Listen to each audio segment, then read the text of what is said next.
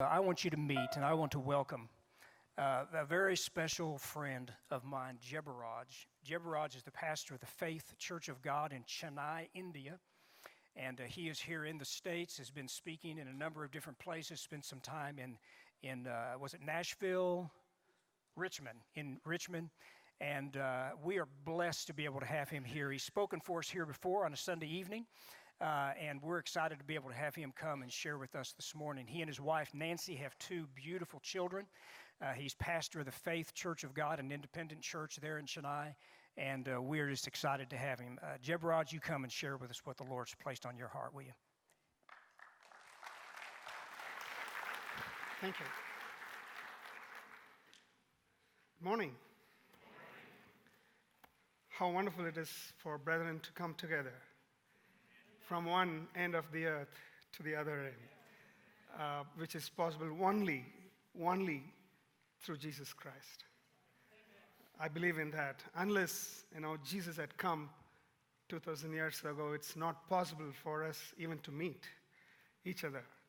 So I thank God for this opportunity, and I'm indeed happy to meet Pastor Keybourne, Pastor Mark, and every one of you here.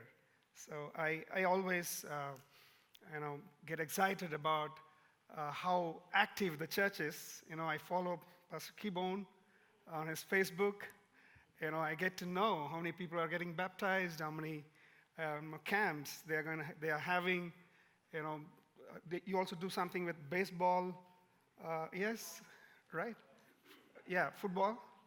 Okay, so. It is wonderful how a church can be vibrant. Instead of just coming on a Sunday morning and, sing some songs, listen to some speech, and go back. Doing something. Jesus said, go into the world. And, unless the church says, I will go. Instead of these days, we find a lot of churches who say, come. Right? I see this church as, let us go. So I'm happy about that. And I'm also happy about the heart that you have for the mission in India. I've heard it through Brother Dan, how much you are supportive to the mission in India, and I'm thankful for that. I bring greetings from our family and from our church, Faith Church of God. And I request your prayer for my father, who is 74, and he is having some problems in his health. He had to go through angio on his eyes 2 weeks back, and then also had to go through a laser surgery because of glaucoma and some blood leak. So I request your prayer for him. And he is the pioneering pastor of the church that I'm pastoring now.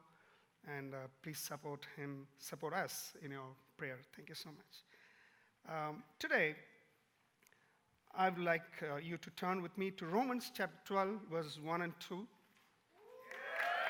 Yeah. Amen. I know you must have heard, a lot of sermons on that, right? And let me read that for you. Therefore, I urge you, brothers and sisters, in view of God's mercy, to offer your bodies as a living sacrifice, holy and pleasing to God. This is your true and proper worship. Do not conform to the pattern of this world, but be transformed by the renewing of your mind. Then you will be able to test and approve what God's will is, his good, pleasing, and perfect will. How many of you would like to go to hell if God takes you?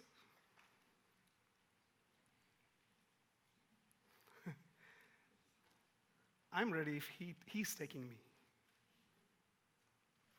Is that the way that you are looking at, is suggesting me, oh, I've told something? Yes.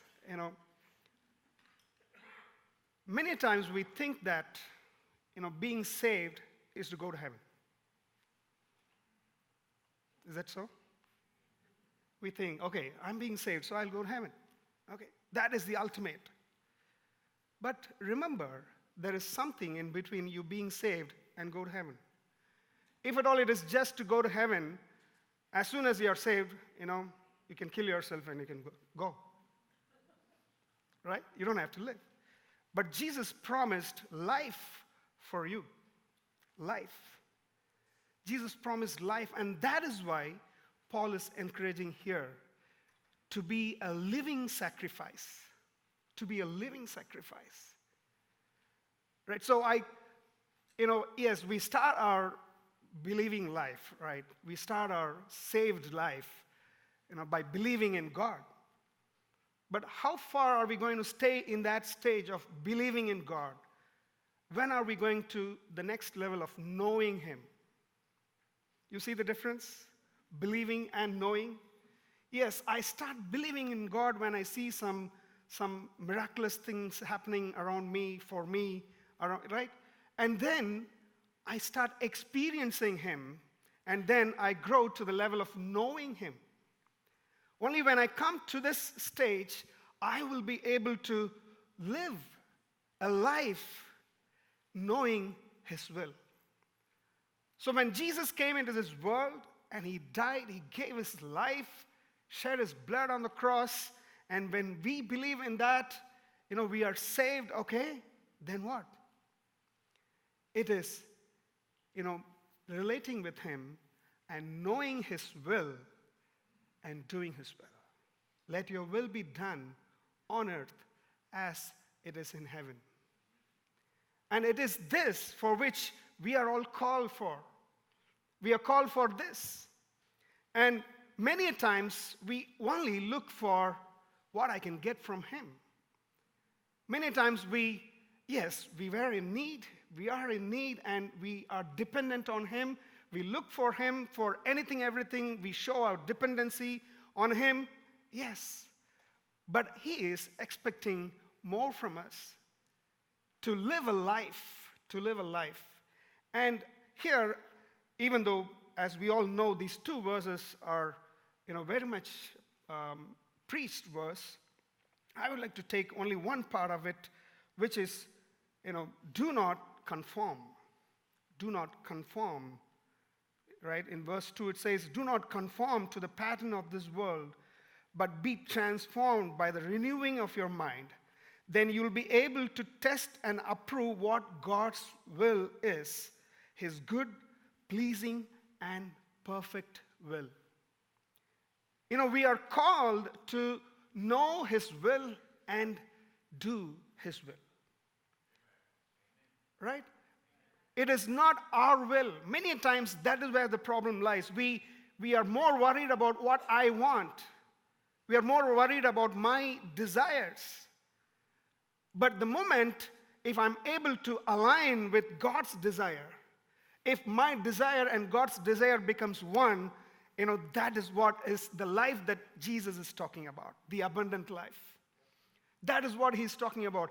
I'm going to desire something that Jesus wants me to live. So when my desire aligns with His desire, that is the life. That is the life. I'm just going to give you 3 examples from the scripture, and then we're going to learn 3 things.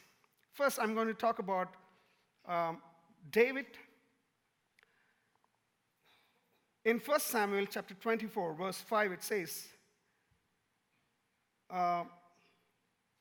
afterward, David was conscience-stricken for having cut off a corner of his robe. I hope you remember the context here, right? I don't want to read the whole passage. There was an opportunity for him to kill Saul, who was searching him to kill. Here I would like to remind you that David is the chosen king, who is going to be the king. And Saul is the rejected king, right? And Saul is looking to kill David at any cost. And he is hiding somewhere, in the wilderness. And Saul is found in a cave alone. And David's people are saying, come on, this is the time that God has given you.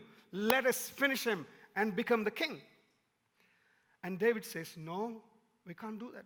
He is someone who is ordained. We cannot do that. And you know what he does? He just goes and just cuts off his, a part of his dress and goes up. And it says, for this, David was conscience stricken. Do you think, is there anything that he did wrong?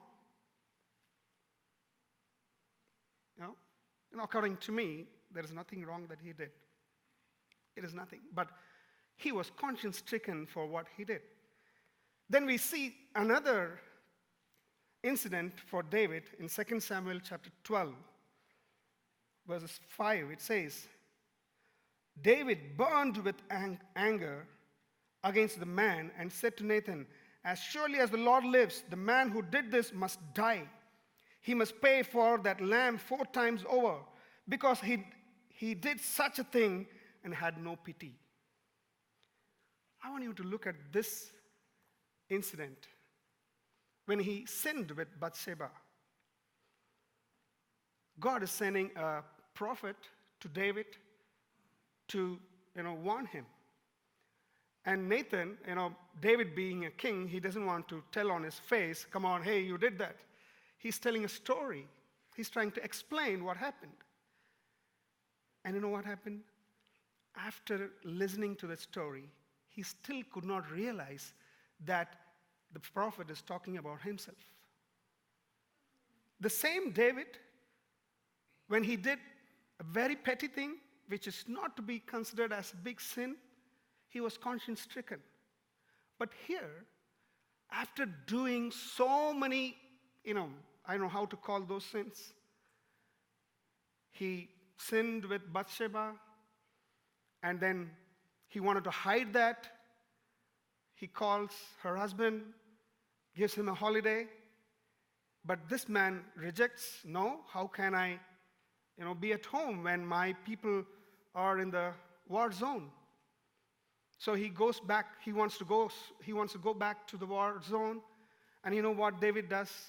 He writes a letter to the army captain saying, kill him on the field. And this man is carrying that letter to the captain. This is what David did. After doing this, when the prophet comes and tries to warn him, he does not realize that the prophet is talking about himself. What do you think could be the reason for this difference? The same David who was conscience stricken for a small thing that he did, now after doing so many sins, bigger sins, now he is not able to realize that prophet is talking about himself. What do you think could be the reason? You just imagine the first context. He is running for life. He is living in wilderness. He's not able to, stay in one place. He had to run, change his place. He's really, literally running for life because there is someone who is the most, highest authority in the country searching to kill him. Imagine. Imagine if your president is wanting to kill you. You cannot hide. So he had to change his place, and he is literally running for his life. And you know what? He was always in connection with God. He was always in connection with God. But what happens is that when this happens, the second incident happens, he has got everything. He has got all the sophistication that he can think about. He is a king now. If he wants water, he does it. There's someone to bring water. He is on his most comfortable position now. The army has gone out to battle, but he's able to sleep at home. That is the comfort that he is enjoying now. You know what? He lost connection with God. He lost connection with God. And that makes the difference. That makes the difference. The same David who was conscience stricken for a very small thing, he is not able to realize that the prophet is talking about him. He was not conscience stricken now. He didn't even realize that he has done a great blemish, great sin. So it is being, you should get tuned with God if you do not want to conform to this world. You should get tuned with God. On the other hand, I would like to show Moses to you, chapter 33, verse 15. Exodus chapter 33, verse 15, he says, "Then Moses said to him, 'If your presence does not go with us, do not send us up from here. How will anyone know that you are pleased with me and with your people unless you go with us? What else will distinguish me and your people from all the other people on the face of the earth?'" I want you to look at this context in which Moses is saying this. If you go to the beginning of this chapter, verse 2, God is saying this: "I will send an angel before you and drive out the Canaanites, Amorites, Hittites, Perizzites, Hivites, and Jebusites. Go up to the land flowing with milk and honey." Is that a blessing? But he says, "But I will not go with you, because you are a stiff-necked people, and I might destroy you on the way." I don't want to come with you for your good. If I come with you, I might destroy you. So he says, "I'm not coming." Did you see what Moses replied? "Unless your presence come with us, we are not taking a step from here." It doesn't matter whether we are going to reach, the land with milk and honey, land in which, milk and honey is flowing. It's okay even if you don't take us there, but we want your presence. We want your presence. We want to be with you, because how would people know that we are special unless you are with us? It is getting tuned with God, makes the difference in each and every one of our lives. Right? It is like the radio frequency. There is a radio frequency available here, right here.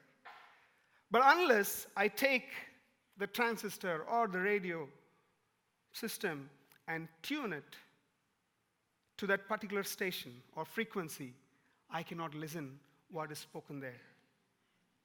So God is omniscient. He is everywhere. But unless I tune myself with God all the time, it is not just Sunday mornings. It is not just, Sunday evenings or, any other Bible study. No, it is always I'm tuned with Him. I think about Him. I'm conscious about Him. And that makes me not to conform to this world. So first thing I would like to tell you is that get tuned with God always. And that will help you. When you get a blessing, this is what David did. When God blessed him with all the comfort, the kingship, the palace, wives, children, everyone, he just kept everything between God and him. And he was just moving away and away. But Moses said, if you want to give the blessings, I'll keep it back. I'll keep all the blessings that you give behind me, so that there is no obstacle between you and me. So when I get tuned with God, I will not get to conform to this world. Second thing is I would like to tell from Daniel is stand out. Stand out. Daniel 6 verse 4 says like this: "At this, the administrators and the satraps tried to find grounds for charges against Daniel in his conduct of government affairs, but they were unable to do so. They could find no corruption in him, because he was trustworthy and neither corrupt nor negligent." Daniel, he was able to stand out from all the wise men they picked from Israel or Judah. They were able to find that he is, the perfect one. It says he was trustworthy and there is no corruption, there is no negligence. I want you to think about Daniel's context. He was taken by Nebuchadnezzar. Am I right? Yes. And he was taken as slave. He was taken as a slave. And you know what they did? Chapter 1, verse 7 says, the chief official gave them new names to Daniel. To Daniel, the name Belteshazzar. To Hananiah, Shadrach. To Mishael, Meshach. And to Azariah, Abednego. They changed their names. You know what does it mean to call Belteshazzar? It means, may Baal protect him. May God Baal protect him. That's what it means. So every time the king calls him Belteshazzar, he's saying, may Baal protect you. So in this pagan context, Daniel is living. And in this context, he was able to be faithful. They say they were trying to find fault from him. They were not able to find any fault from him. They were not able to find. And finally, they say, only in regard to religious matters, we can do something to him. Only in regard to religious matters, we can find fault from him. We all know the story, what happened. Daniel was put with a lion, and God saves him. I want you to look at this very carefully. Wherever we are, we have to stand out as God's children. We need to show that we are children of God. How can you show that? Be trustworthy. How can you be trustworthy? When they entrusted you on something, you make sure that you have done that perfectly, to your best. You may be in a very pagan context. You may be in a very demonic context, right? The king who is ordering is not the follower of God, Jehovah. He is a follower of Baal. But he was able to be faithful to the king. And he was found trustworthy. And there was no corruption. There was no corruption. And very importantly, there was no negligence. He was very careful in doing his job. I think if you want to be witnesses for God, for Jesus, that is the first thing that you should do, to be your best in your workplace, to be at your best, to be at your best in your schools, to be at your best in your neighborhood. That can be the best way that you can reach people with. You should be able to show Jesus in your life. I just would like to mention an incident that happened in India, in Hyderabad. There is a person who is always concerned about the beggars on the roads. So he makes some food, packs it, goes and distributes to all the beggars there. He gave one of the packets to one of the beggars there. He did not have both his hands. He had only this much. And this man asked, "Sir, can you open this packet?" And this man, who is a Christian, he opened. And this man started eating like a dog because he was not able to take it and eat. And you know what? This man, immediately, he went, took the packet, he started feeding him. And this beggar man, he asked, "Are you Jesus?" He has heard somewhere, that Jesus is very compassionate. And he's saying, "Are you Jesus?" That touched him. Now he has a ministry among beggars. They have about 15 churches which meet on the pipes. In India, we have a lot of pipes lying on the roads. That becomes the shelter for many. And, there are, in 15 places, they have such church happening.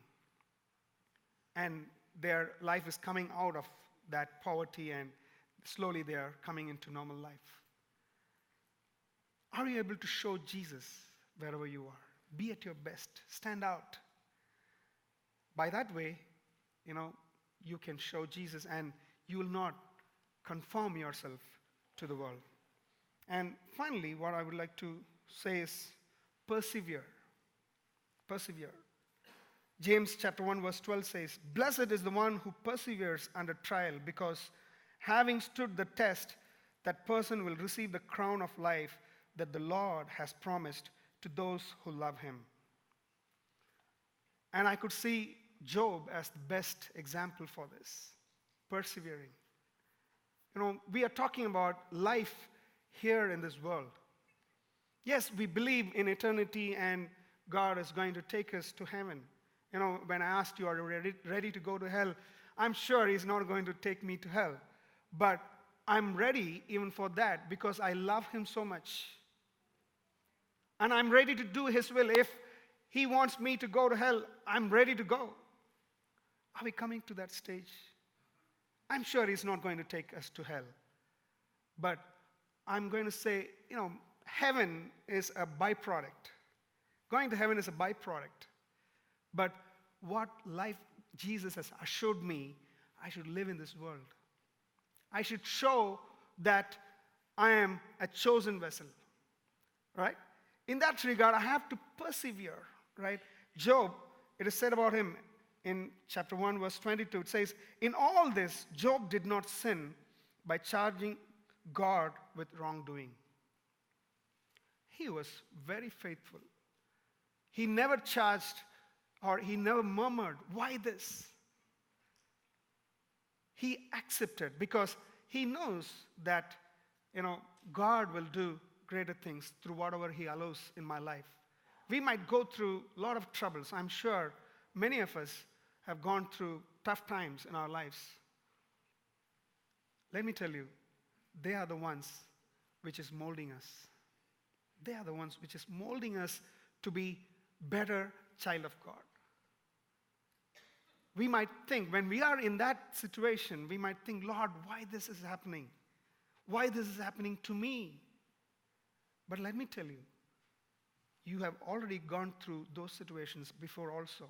But when you look back, you can see God's hand on it. And you can see that, it is a great change that it has played on your life. Right? Job, at the end, Job says, "My ears had heard of you, but now my eyes have seen you." That is the joy that we can have when we go through trials, when we go through troubles. We will be able to experience God. We'll be able to experience God. We may lose some of our family members. We may, go through health problems. But it is during those times, we can really see God. Job says, "Yes, my ears had heard of you, but now my eyes have seen you." Did Job see God? Did Job see God? What he means is that he was able to experience God. He was able to experience God. Right? Even Paul says, Jesus says, Matthew 24:13, "But the one who stands firm to the end will be saved." God has given us this great gift of salvation to us. And he says, we have to, keep on spreading this joy, spreading this happiness, spreading this life to people. As Christians, many times we end up just being Christians in church. But God wants us to be his children wherever we are. Just look at these characters in Bible. Ezra, Nehemiah, Esther, Daniel, Shadrach, Meshach, Abednego. They were not in their hometown. They were not in their comfort zone. They were always out. But still, they were faithful. They were faithful. And that is what God is expecting from each and every one of us. There might be situations in which we are, shaken.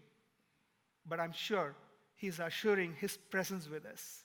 He's assuring that he'll be with us. He will hold our hands and he will keep on, taking us further and further. So let us just trust on Him and let us commit our lives saying, Lord, I want you. I want you more than anything else. I want to, keep yourself first in all my life. I want you to be honored through my life. It is not just I'm saved and I'm going to heaven, but it is about I'm saved, I'm living the life that He has given me, and then I can go to heaven. Always He's not going to leave me. He's not going to leave me as orphan, but He's going to be with me until the end of this world. That's what He said. I will be with you.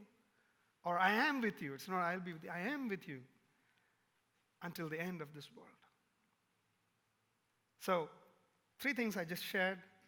If you do not want to conform to this world, get tuned with God, stand out, and persevere.